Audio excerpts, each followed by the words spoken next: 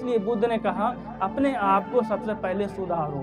जब अपने आप को सुधारोगे तभी अपने बच्चों को भी सुधार सकते हो। नहीं तो अपने बच्चों से कैसे कह सकते हो कि बेटे दारू नहीं पीनी है, क्योंकि वो भी शुरू कर देंगे। अगर फिर आप कहोगे बेटे दारू मत पियो, कहेंगे आप पापा खुद पीते हो, तो कैसे बात मानेंगे। इसलिए जो है आपको भी सुधारना है, बच्चों को भी सुधारना है, और जो नव पीढ़ी है, जो तरुण है, उन्हें ये ध्यान देना है कि हमारे जो बुजुर्ग हैं उनका सम्मान करना है। क्योंकि अगर हम सम्मान नहीं करेंगे तो कल्याण कभी नहीं हो पाएगा। ये चीज़ हमें ध्यान रखना है। भले हमारे जो बुजुर्ग हैं नहीं पढ़े तो क्या हुआ, उनका जो जीवन है उन्होंने जिया तो है, अनुभव है, तो उस अनुभव से कभी कभी हमें बतलाते हैं।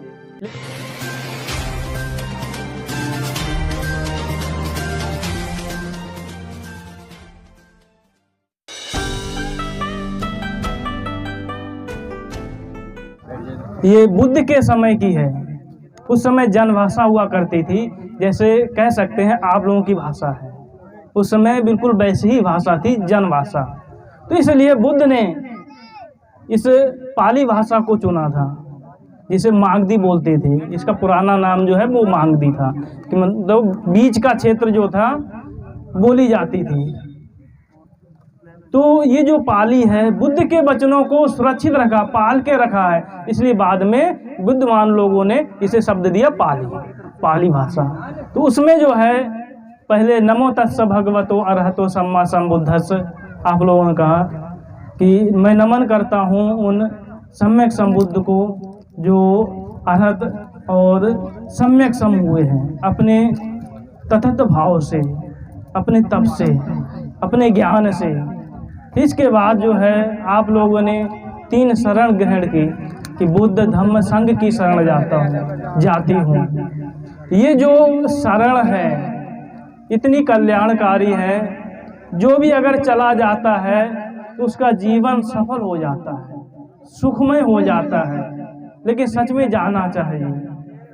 जैसे कि अभी हम लोग पांडाल के नीचे बैठे हैं तो धूप थोड़ी बहुत लग रही है, लेकिन इतनी ज़्यादा नहीं लग रही है। अगर धूप में उधर बैठ जाएं तो बहुत धूप लगेगी, नहीं बैठ सकते हैं। तो वैसे ही जो बुद्ध की शरण जाने का मतलब है कि सच में उनकी शरण जाना, वैसा जीवन जीना, वैसे गुण अपने अंदर उतारना, अपने में ढालना, तभी बुद्ध की शरण जाना होता है। मतलब जो सम्यक सम ज्ञान होता है, जो परम ज्ञान है, उसको ग्रहण करना है। इसके बाद धम्मं शरणं गच्छामि, बुद्ध ने एक ऐसा मार्ग बतलाया है जिस मार्ग पर चल के सारे दुखों का नाश होता है, सारे दुख खत्म होते हैं जिस मार्ग पर चल के। क्योंकि वो ऐसा मार्ग है, ऐसा रास्ता है जो जब हम वो जीवन जीते हैं, जीने के बाद देखते हैं कि अंदर से सारे विकार खत्म होते चले जाते हैं, चित्त निर्विकार हो जाता है। जब चित्त निर्विकार हो जाता है तभी सुख का अनुभव होता है, नहीं तो हम कहीं ना कहीं दुखी बने ही रहते हैं। इसलिए बुद्ध ने जो कहा धम्मं शरणं गच्छामि, फिर इसके बाद जो है संघं शरणं गच्छामि, कि मैं संघ की शरण जाता हूँ, जो भिक्षु संघ है उसकी शरण जाता हूँ। क्योंकि समय समय पे धम्म की चर्चा सुनने को मिलेगी। जो भी कुछ डाउट हो, कुछ संशय होगा, उस संशय का निवारण हो जाएगा अगर भिक्षु संघ की शरण जाओगे। क्योंकि भिक्षु संघ से कैसा भी आप सवाल पूछ सकते हो और जो है वो आपको सहज भाव से उसका उत्तर देते हैं। ये नहीं कि आपको डांटें चिल्लाएं कि अरे मुझसे सवाल कर रहे हो, ऐसा नहीं बोलते। कोई भी आपने प्रश्न किया उसका वो उत्तर देते हैं। इसके बाद जो गृहस्थ संघ, जैसे कि आप लोग सभी लोग हो, अगर आप सभी लोग संगठित रहोगे, मिलजुल के रहोगे, तो अराजक तत्व जो होते हैं वो जो विपत्तियां लाते हैं, अप्राकृतिक विपत्ति, प्राकृतिक विपत्ति नहीं, अप्राकृतिक, उससे आप सुरक्षित रह सकते हो। ठीक है, इसलिए जो है संघं शरणं गच्छामि। इसके बाद जीवन को सुधारने के लिए बुद्ध ने कहा कि जो गृहस्थ हैं, चाहे वो स्त्री हो, चाहे वो पुरुष हो, चाहे छोटा हो चाहे बड़ा हो, सभी अगर पंचशील का पालन करते हैं तो अपना जीवन तो सुधरेगा ही सुधरेगा, परिवार में जितने भी सदस्य हैं उनका भी जीवन सुधरेगा और समाज भी सुधरेगा। अगर शील का पालन करते हो, कौन सा, कि हिंसा नहीं करेंगे। अगर हम हिंसा नहीं करते हैं, किसी को बेवजह नहीं सताते हैं, लेकिन साथ में अपने आप को सुरक्षित भी रखना है। ये नहीं कि भत्ते जी आए, उन्होंने बोला कि हिंसा नहीं करनी, कोई भी आपको पीट के चला गया, आपने मार खा ली, ऐसा नहीं है। अपने आप को सुरक्षित भी रखना है और जो है आपको हिंसा भी नहीं करनी है। लेकिन बहुत ज़्यादा जब परिस्थितियाँ विपरीत हो जाए तो उस समय अपना डिसीजन ले सकते हो। फिर इसके बाद जो है चोरी नहीं करना। फिर इसके बाद जो है दुराचार से दूर रहना।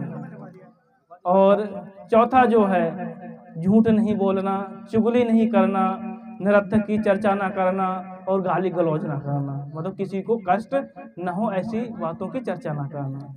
फिर इसके बाद जो पांचवा है, जो सबसे ज़्यादा देखा जाता है, कहीं पर भी जाओ नशा पान की समस्या बहुत ज़्यादा है, क्योंकि अशांति भी शुरू यहीं से हो जाती है। वैसे तो अशांति है ही, क्योंकि जब तक जीवन रहता है अशांति रहती है, लेकिन उस बहुत ज़्यादा अशांति नशा पान करने से शुरू हो जाती है। गृह क्लेश हो जाते हैं, घर में झगड़ा होता है, धन की कमी हो जाती है, बच्चों को अच्छी शिक्षा नहीं मिल पाती है, अच्छे संस्कार नहीं मिल पाते हैं। जो दारू पीते हैं वो बहाना करते हैं, बहुत दुखी हूँ इसलिए दारू पी रहा हूँ, दुख मिटाने के लिए। जब सुखी होते हैं, अरे सुख में पी रहे हैं, मतलब वो कुछ ना कुछ बहाना मतलब कर लेते हैं दारू पीने के लिए। इसलिए बुद्ध ने कहा अपने आप को सबसे पहले सुधारो। जब अपने आप को सुधारोगे तभी अपने बच्चों को भी सुधार सकते हो। नहीं तो अपने बच्चों से कैसे कह सकते हो कि बेटे दारू नहीं पीनी है, क्योंकि वो भी शुरू कर देंगे। अगर फिर आप कहोगे बेटे दारू मत पियो, कहेंगे आप पापा खुद पीते हो, तो कैसे बात मानेंगे। इसलिए जो है आपको भी सुधारना है, बच्चों को भी सुधारना है, और जो नव पीढ़ी है, जो तरुण है, उन्हें ये ध्यान देना है कि हमारे जो बुजुर्ग हैं उनका सम्मान करना है। क्योंकि अगर हम सम्मान नहीं करेंगे तो कल्याण कभी नहीं हो पाएगा। ये चीज़ हमें ध्यान रखना है। भले हमारे जो बुजुर्ग हैं नहीं पढ़े तो क्या हुआ, उनका जो जीवन है उन्होंने जिया तो है, अनुभव है, तो उस अनुभव से कभी कभी हमें बतलाते हैं। लेकिन क्या है कि अरे दादाजी आप तो कुछ नहीं पढ़े हो, हम तो इतने पढ़े हैं। उनका सम्मान करना, दूसरे लोग जो है अपने बड़े बुजुर्गों का बहुत सम्मान करते हैं, ये चीज़ें हमें ध्यान रखना है।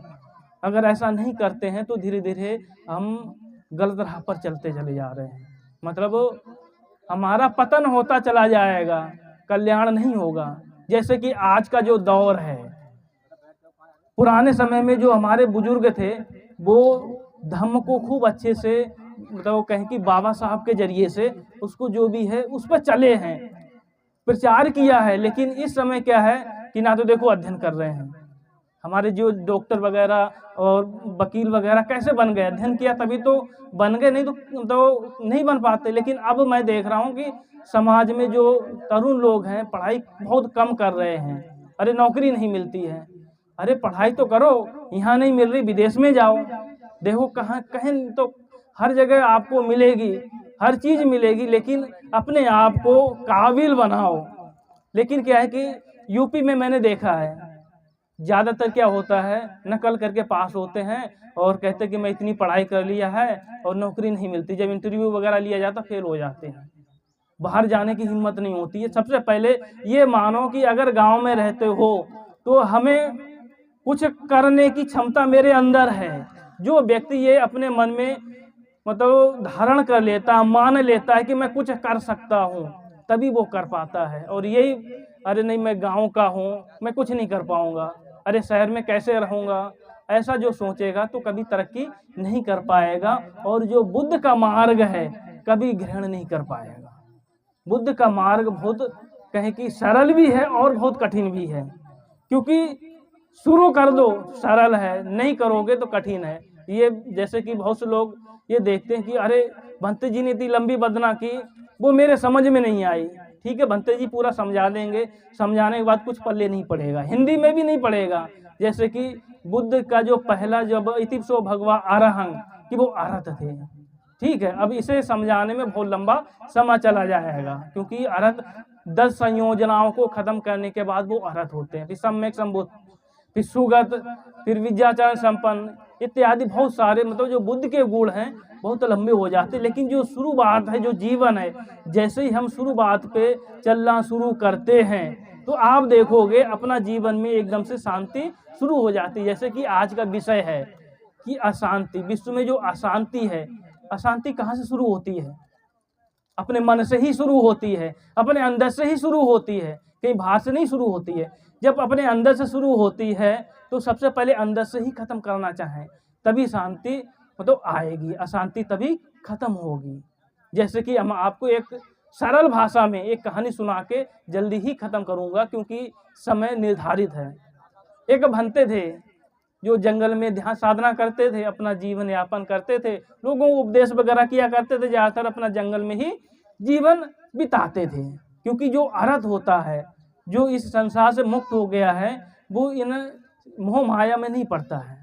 वो ज़्यादातर उपदेश करने आया, कर दिया, करने के बाद शांत इलाके में चला जाता है।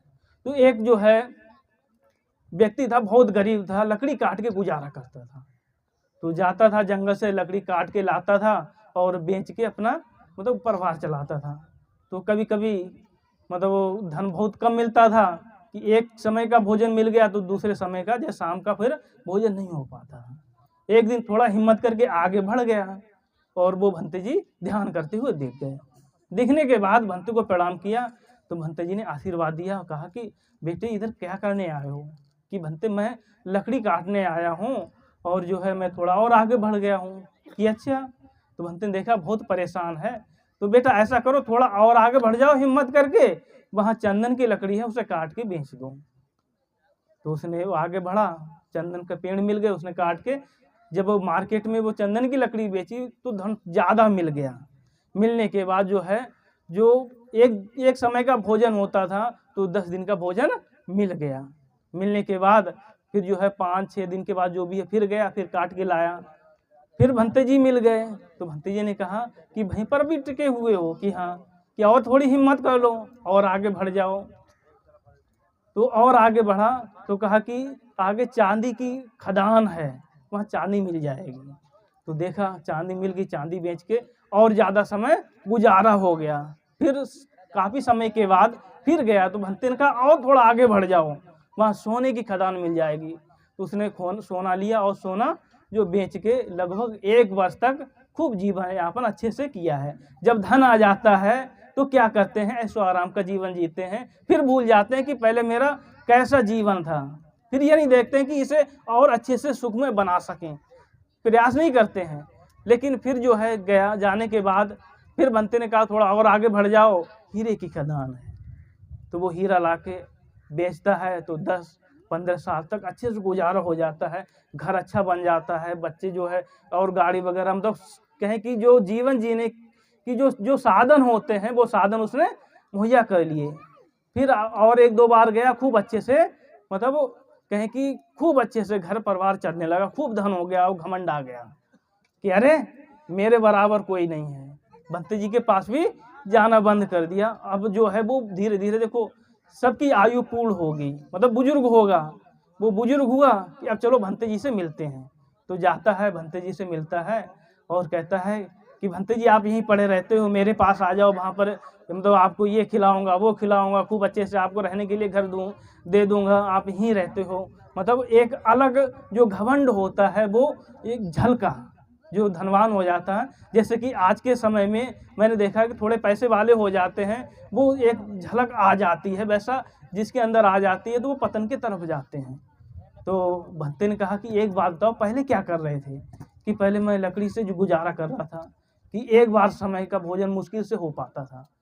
फिर किसने रास्ता बताया? कि आप ही ने भंते जी बताया। फिर उससे आगे कि भंते जी आप ही ने बताया। तो तुमने कभी ये पूछा भंते जी कि उससे भी आगे कुछ है? कि हाँ भंते जी अब आप बताओ उसके आगे कुछ है? कि हाँ उसके आगे बुद्ध है, जो बुद्ध के पास आएगा वो तर जाएगा। ये मान के चलो वो तर जाएगा जो बुद्ध के पास आएगा, क्योंकि बुद्ध राजपाट छोड़ के आए थे और 6 वर्ष तक तप करने के बाद वो ज्ञान प्राप्त किया जिसके हर किसी को जरूरत है, क्योंकि चित्त में अशांति भरी हुई है। उस अशांति को खत्म करने के लिए बुद्ध ने वो मार्ग खोजा है और सभी को दिया है। बुद्ध के समय में शुरुआत में ही राजा महाराजा सेठ, कहें कि ब्राह्मण इत्यादि जो बहुत धनवान हुआ करते थे, बहुत ज्ञानी होते थे, वो बुद्ध की शरण में आए और अपने आप को जीवन तार लिया, कहें कि अपने जो चित्त में अशांति थी उसको खत्म कर लिया। तो अभी आपने शुरुआत की है, तो धीरे धीरे आते जाओगे और भी धम्म के बारे में जानते जाओगे, क्योंकि ये जो है बाबा साहब की वजह से हमें धम्म मिला है। तो शिक्षा सबसे अनिवार्य है। आप खूब शिक्षित बनो, बच्चों को भी खूब शिक्षा दो और कहो कि खूब अच्छे से पढ़ो। जब अच्छे से पढ़ोगे तभी आगे बढ़ने का प्रयास करोगे, तभी बुद्ध के पास आ सकते हो। ज्ञान नहीं होगा, धन नहीं होगा तो बुद्ध के पास नहीं आ पाओगे, क्योंकि जीवन कमाने में ही लग जाएगा। क्योंकि ये समय देखो जो देख रहे हैं हम, क्योंकि समय पूरा लग जाता है गांव वालों को अपने जीवन में धन कमाने में। क्योंकि जो हमारे डॉक्टर साहब हैं और वकील साहब हैं, मेहनत की है, पढ़ाई की है और धन जुटा लिया। जुटाने के बाद और कहें कि वो ज्ञान है कि चलो हमें मिला है कुछ, आप लोगों को भी दें, आप लोग भी आगे बढ़ो। तो ये लोग आए हैं, हम भी आए हैं जिससे कि आप लोग सीखो। तो शुरुआत करो, जो तरुण हैं अपने बुजुर्गों का सम्मान करें, पंचशील का पालन करें, नशा पान से दूर रहें। हम ही आप लोगों को शिक्षा देना मतलब चाहता हूँ। बुद्ध भी शुरुआत में यही शिक्षा देते थे, बाबा साहब ने भी यही शिक्षा दी है। ठीक है, तो हम ज़्यादा ना बोलते हुए अपनी वाणी को समाप्त करता हूँ। 3 बार बोलो, साधु साधु साधु।